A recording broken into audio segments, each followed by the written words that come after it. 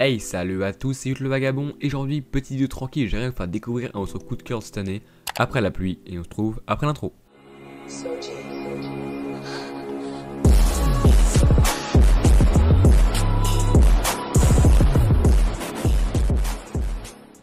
Après la pluie, ou en japonais,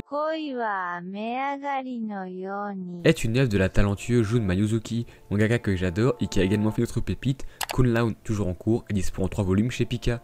Et oui, moi je dis Kunlun et pas Kowloon, Kowloon c'est de la merde ça. Bref, après la pluie, t'as un anime sorti en 2018, la même année que Saikikso saison 2, ou l'excellent Violet Evergarden. A noter que l'anime a été produit par le studio d'animation 8, qui est l'un des plus gros studios d'animation actuellement, avec notamment Adoratif, 3 premières saisons de SNK, la saison 1 de Violent Saga et Great Pretender. Et bordel, dès les premiers instants dans l'anime, la patte 8 se sent et c'est super kiffant.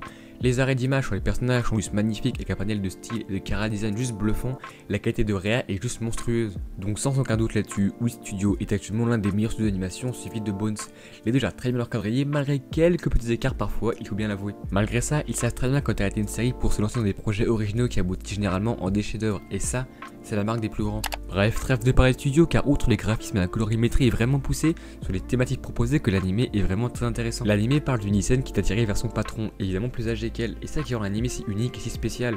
Le fait d'aborder un thème aussi tabou et pourtant maîtrisé aussi bien, c'est vraiment la preuve que la narration était excellente. L'histoire entre les personnages était plutôt réaliste et surtout ne tombait absolument pas dans les clichés.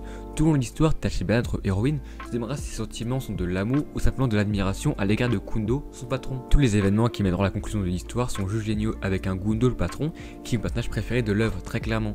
C'est un personnage drôle à sa façon et tellement attachant par sa philosophie et sa petite histoire vraiment très sympa. J'en ai déjà parlé au début, mais le travail de Wit est juste phénoménal. La mise en scène, elle, est ça très classique, mais côté réalisation, c'est juste lunaire. C'est ça qui rend l'œuvre aussi spéciale. Mais pour moi, le plus gros point fort de l'anime, c'est la musique.